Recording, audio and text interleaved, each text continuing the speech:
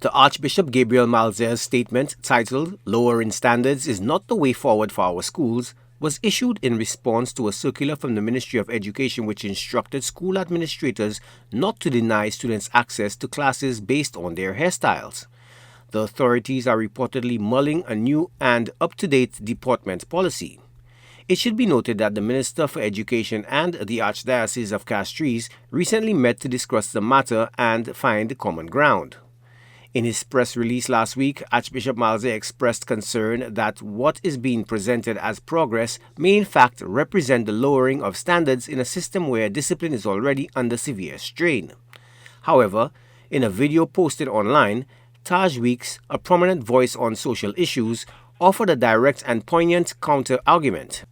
Weekes contended that the Archbishop's statement, which he sees as an attack on children's natural hair, says more about the church than the children.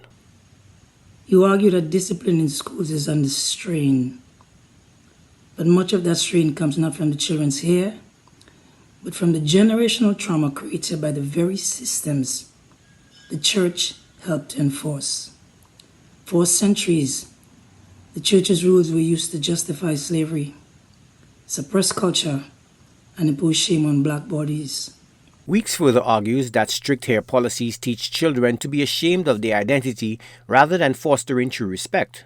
He sees this as a continuation of colonial logic that valued Eurocentric standards of appearance and decency over black culture and natural features.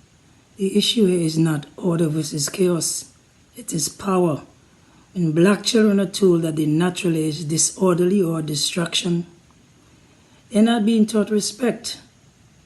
They're being taught to be ashamed of themselves. And that is not discipline.